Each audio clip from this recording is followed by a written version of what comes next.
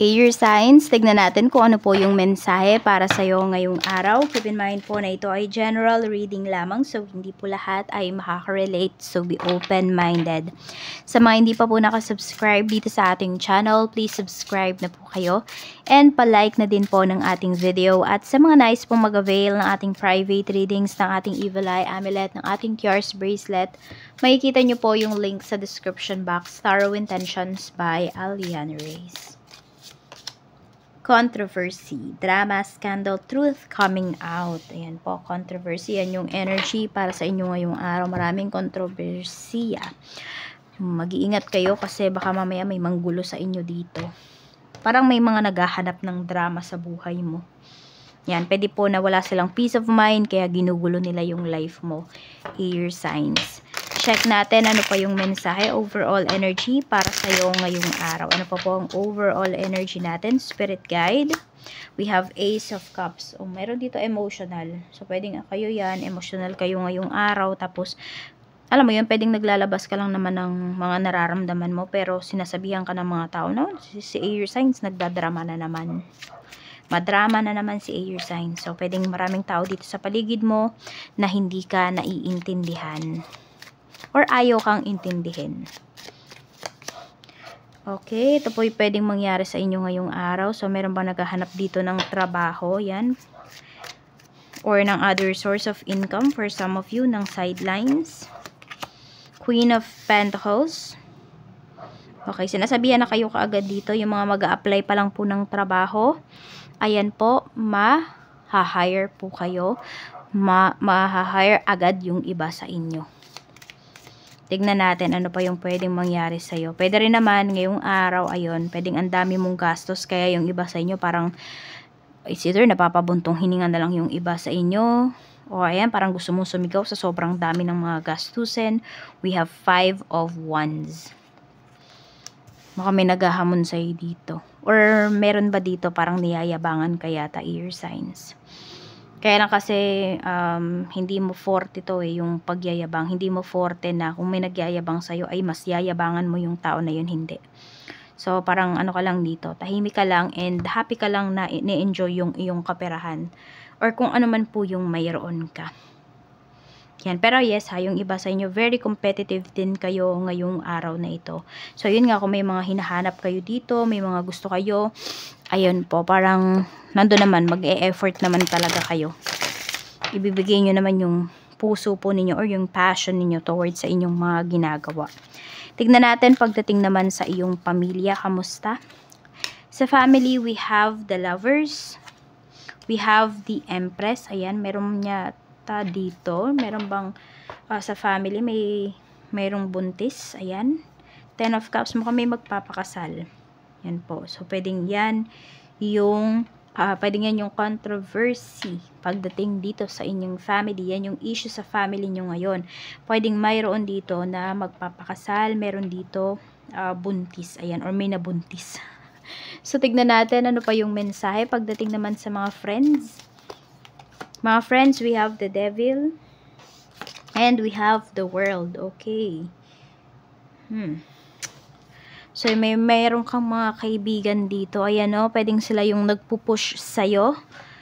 Meron dito, parang pinupush ka ng kaibigan mo ng mga ibang bansa or mag-apply kayo ng trabaho or maghanap kayo ng extra income.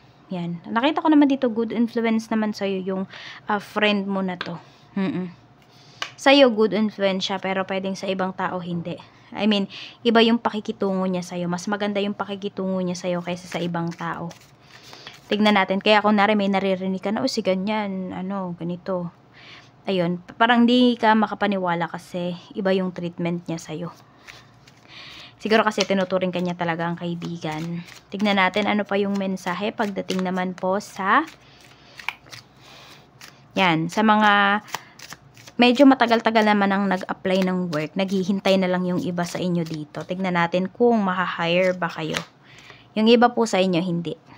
Yan. Kaya kung months na ba kayo naghihintay dito or isang buwan na, wala pa kayo nare-receive, apply na po kayo sa iba. Pero yung mga bago pa lang nag-apply, ayan, mas malakas po yung inyong chance or mag-a-apply pa lang yung iba sa inyo. Tignan natin pagdating naman po sa trabaho. Yan. Sa career, kamusta yung career? We have temperance. Ako, kailangan mo ng mahabang pasensya pagdating dito sa iyong trabaho ngayon. We have the chariot. Okay, kasi alam mo, ano naman, sulit naman tong pagtitimpi mo, itong mga pagtsatsaga mo kasi well compensated ka naman at magiging maayos naman po yung project or yung trabaho na ginagawa ninyo dito. Tignan natin, alam mo yung kahit ang daming kontrobersiya, ang daming issue dyan, maayos pa rin naman po. Tignan natin yung mga co-workers mo naman, energy nila. Tasan, mababait naman yung mga katrabaho mo ngayon. Masasaya naman sila. Parang hindi sila sobrang pressured ngayong araw na to. Tignan po natin pagdating naman sa sa inyong kaperahan. Knight of Wands. Six of Swords. Yan. Magaan lang naman po yung kaperahan ninyo. Ayan, air signs. Parang ano lang, may pinagkakagasusan kayo dito, pero mukhang mabilis nyo naman po siyang nababawi agad-agad.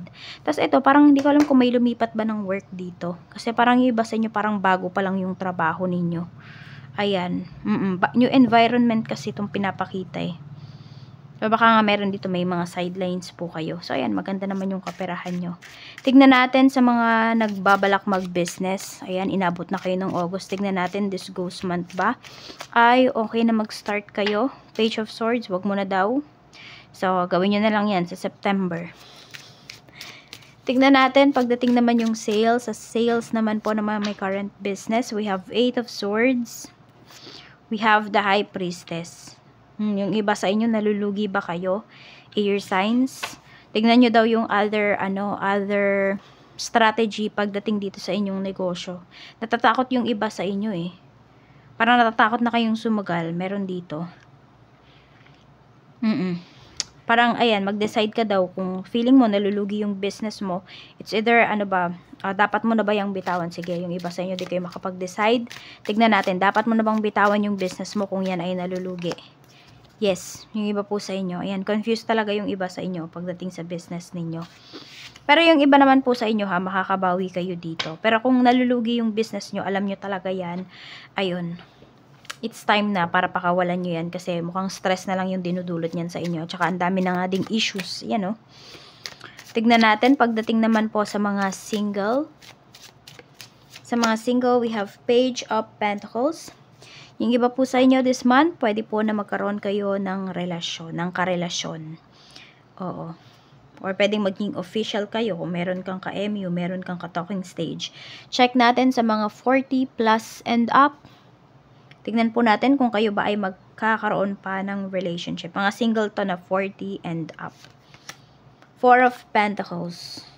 Parang natatakot yung iba sa inyo. Some of you, parang may hinihintay ba kayo? 9 of Pentacles. Pero pwede naman po kayo magkaroon ng relationship. Ayan, meron pa. Kaya lang, yun nga, yung iba sa inyo, parang may hinihintay kayo. Yan. Or mataas ba yung standards ninyo? We have 9 of Pentacles kasi dito. Yan, syempre, ayaw nyo naman yung gugutumin kayo, di ba? Lalo na kung babae kayo.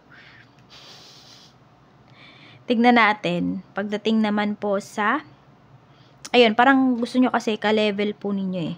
Pwedeng ka-level as in yung sinasabi ko is pwedeng age, pwede rin naman pagdating sa status sa life. Or sa trabaho ba? Yun. Yung may trabaho. Tignan natin pagdating naman po sa mga single mom, single dad, mga byudo at byuda na.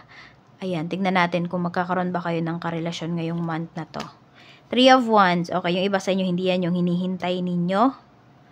Okay, pwedeng pag-alis. Ayan, baka may mga ibang bansa dito. Pero may nakikita rin pala ako dito na yung iba po sa inyo, may imi-meet ba kayo? Meron ba kayong ka-MU dito?